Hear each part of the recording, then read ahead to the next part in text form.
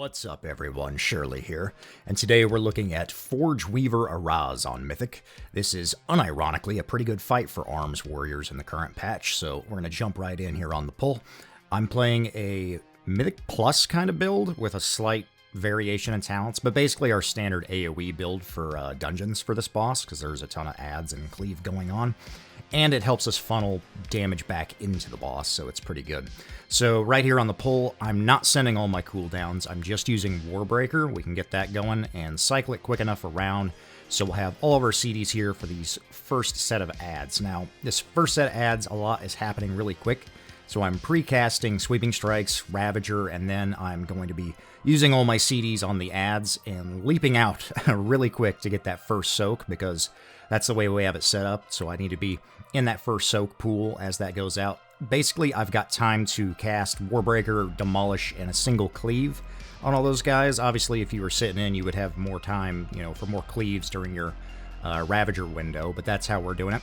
I'm going to use that last 10-second window of Demolish on the boss there, just to get in as much damage on him, and then I'm going to charge and help out on the Echo on the side of the room there, before getting back on the boss once again before all the rings come out, because they are pretty scary and we don't want to be next to the collector before those come out. Now the next set of adds is coming out here, so we're going to precast our Sweeping Strikes, and this knockback was really messy. Normally where you want them to be a lot more grouped up than that, so we lost a lot of damage on our Demolish window here, only clipping like one or two of them.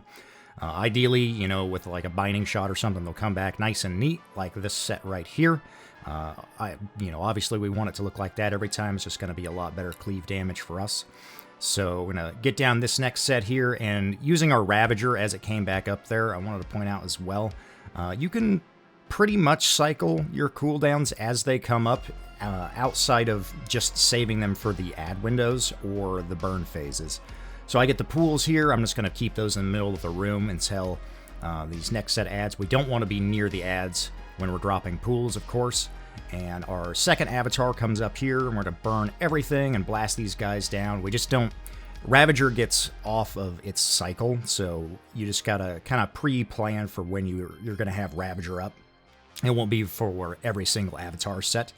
But yeah, we're going to keep rotating around and just trying to be, on the spot as soon as these adds come up, and always precasting your Sweeping Strikes and Ravager if you can, just to get, as many cleaves in this window as possible.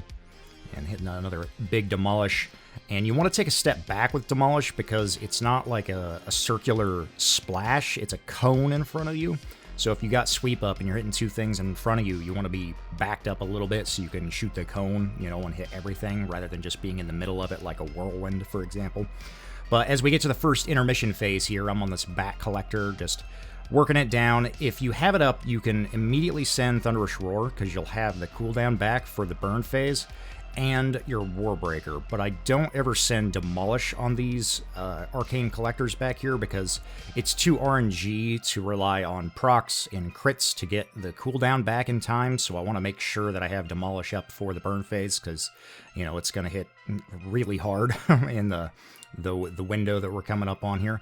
But we can also cleave down these collectors with sweep and everything, and using that collateral damage buff on them is good, or you can hold on to it for the burn itself and get a pretty big cleave actually on the boss here. But as the amp phase is just starting, I'm just going to pre-cast my Sweep and Ravager, and then, blast everything and hit a 40 million Demolish on the boss and splash the adds with it. So we're absolutely cranking these three targets right here. This is pretty ideal for arms. Pretty short window though, so you definitely want to make sure that you have everything going as fast as possible. We're going to take out those two Echoes, and the burn phase is over. Now, coming out of it, this spot right here, where the triple collectors go off and these rings come out, this is definitely one of the most dangerous parts of the fight, I think. Because any of those rings on the ground, if they hit you in Mythic, is pretty much just instant death. So yeah, don't get hit by those. We're going to stack up with these adds here, and I'm going to leap out once again right after just casting Demolish Cleave once, just like at the start of the fight, because I'm assigned for that soak right there, so we're going to grab that, throwing up an impending victory just to help out that absorption shield. And then it's just cycling around. Right there, I could have precasted my Ravager, and I would like to do that. It's the difference between getting an extra cleave in during your window on those adds and Cleave is going to be doing, you know, a big majority of your damage during this fight. Ideally, those pools would not be there. Definitely want to take those out anytime you have them. You don't want them anywhere near the ads when they're spawning, because these are priority turrets. They need to die. But we get through this phase pretty darn quick, and we're back on the Bat Collector here again. Now, I don't have Roar up right away for this one, so I'm going to be saving it because it's a 45-second CD. I want it to be up for the burn phase coming up, the final one. However, with the CDR that we get from Anger Management, you can go ahead and send Warbreaker anyway on this. Holding on to Demolish once again, but we can safely send our Warbreaker here and work down this Collector. We are going to be using our Bloodlust towards the tail end of this, just to make sure that everything dies nice and neat and even as we can towards the end. And we do have our second potions back for this final burn phase coming up here. I'm cleaving these Echoes, literally with Cleave, but not using Sweeping Strikes towards the end here, because I really want Sweep to be up for the final burn phase. You won't have the ads up every time for it. Ideally you would, but like right here, I'm using it anyway in anticipation that the Echoes are coming over. But they're not there right off the rip, so I don't get to clip them with Demolish, unfortunately. But we use our second potion here with Bloodlust, so it's still a ton of damage, and we get him really low, really quick.